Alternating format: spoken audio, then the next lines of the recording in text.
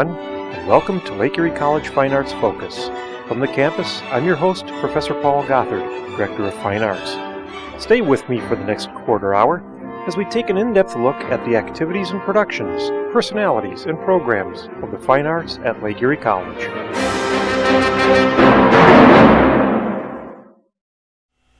With his last installment on the music of Hugo Wolf, here once again is my colleague, Dr. Andrew White. Thank you, Professor Gothard. Welcome to this final program in a series commemorating the centenary of the death of the great master of the German Lied, Hugo Wolf, in which we compare the way Wolf sets a text with the approach to the same text taken by a famous predecessor. Today we will be comparing two songs of Wolf with matching songs by Robert Schumann. Let us consider the following quote from a letter Wolf wrote to a friend. On Saturday I composed, without having intended to do so, The Forsaken Maiden, already set to music by Schumann in a heavenly way. In spite of that, I set to music the same poem. It happened almost against my will. But perhaps just because I allowed myself to be captured suddenly by the magic of this poem, something outstanding arose, and I believe that my composition may show itself beside Schumann's. Wolf had a policy, which he apparently broke upon occasion, whereby he would avoid setting a text which he considered to be successfully set already by another composer. This shows the selflessness with which Wolf approached the Lieder genre. The composer's function was to present the poem. If the poem was already presented by someone else, Wolf need not bother, the job had already been done. Unless, of course, the poem was presented poorly, in which case it was his responsibility to the poem to fashion a more appropriate presentation. Instances in which Wolf set a poem previously treated by a famous predecessor are comparatively rare in his output, and of those instances, with the exception of The Forsaken Maiden, we have no way of knowing which ones are attempts to correct the predecessor and which ones he hoped could show themselves beside those of the predecessor. But it's interesting to speculate. First, I will offer an example which I suspect is a correction. The poet is Heinrich Heine, and the composer is Robert Schumann. Heine is famous for the epigram, a short poem with a twist at the end. He delighted in the ironic break of mood, or Stimmungsbrechung. In his excellent article on irony in Schumann, Heinz Dill uses the following Heine poem in a translation by Louis Untermeyer, to illustrate romantic irony. Again the old dream came to me, 'twas May, the world was vernal. We sat beneath the linden tree and pledged a faith eternal. Great love and deathless oath we swore, and that I might never forget it, with a passionate kiss and 1,000 more, you took my hand and bit it. O sweetheart, with the lips that cling, with eyes so clear and merry, the oath was quite the proper thing, the bite unnecessary. Heine sets up an idyllic mood only to dash it in the last line. In the poem you just heard, he dashes the mood twice, in the closing line of the second strophe, then does it again at the closing line of the third strophe. Schumann has been widely criticized for missing the irony at the end of Heine's Wenn ich in deine Augen sehe, when I look into your eyes. When I look into your eyes, so fades away all my suffering and sorrow. But when I kiss your mouth, so am I wholly and completely healed. When I recline upon your breast, a heavenly joy comes over me. But when you say, I love you, so must I weep bitterly. Schumann set this poem as the fourth song in his famous cycle on poems of Heine entitled Dichterliebe, or Poet's Love. Now let's hear the song. Pay special attention to the way Schumann handles the last line, So muss ich weinen bitterlich, so must I weep bitterly.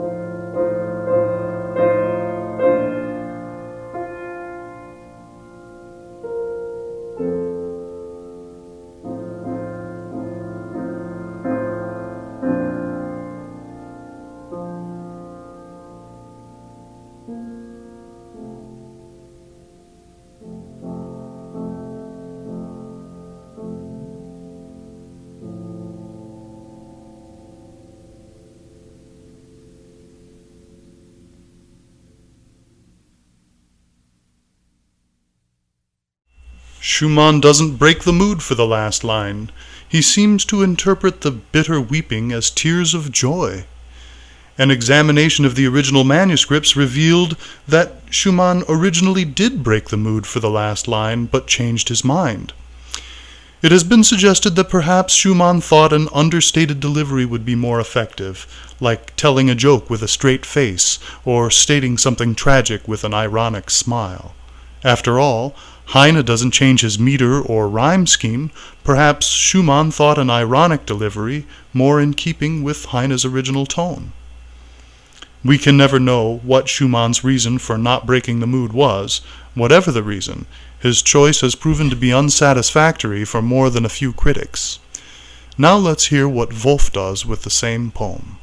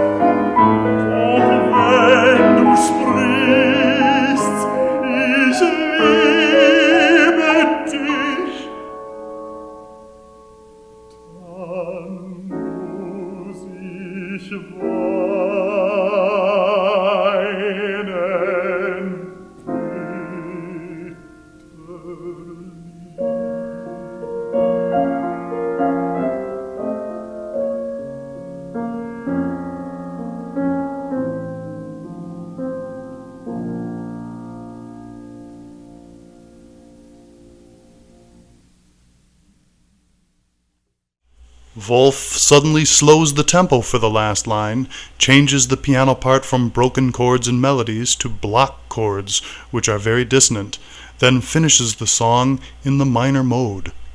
Wolf definitely breaks the mood. When I sang this song, I interpreted the last line as tears of regret. He feels threatened by her love and is ashamed to admit that he is unable to return it, unable to make a commitment. Certainly, Wolf sought to correct Schumann's reading of the poem in this instance. Now let's turn to a poem on which Schumann and Wolf appear to be in agreement. Again, the poet is Heine, and the title of the poem is Du bist wie eine Blume, You are like a flower. You are like a flower, so dear and lovely and pure. I gaze on you, and melancholy steals into my heart. To me, it is as if I should lay my hands on your head, praying that God may preserve you, so pure and lovely and dear. First we will hear Schumann's setting, then we will hear Wolf's immediately after.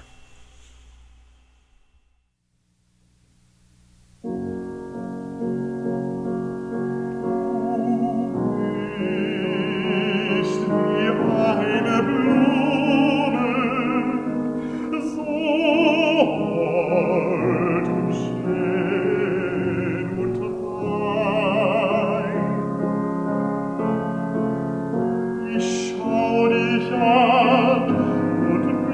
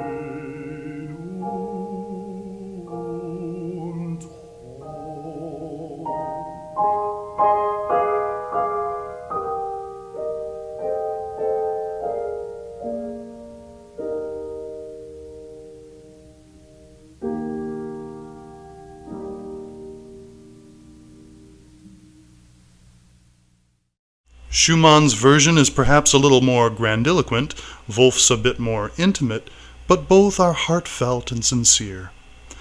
Heine's language in the original German, however, is uncommonly trite and diminutive. Students of Heine know that he uses that kind of language in a mocking sort of way. I think he's teasing the beloved here, or perhaps even insulting her. I think the whole poem is intended to be ironic. In other words, I think both Schumann and Wolf are wrong. Perhaps I should compose my own setting and correct them both, but alas, I will not, because unlike Schumann and Wolf, I am not one of the world's greatest composers. Thank you for sharing this series commemorating the centenary of Wolf's death. I hope you enjoyed it as much as I enjoyed making it.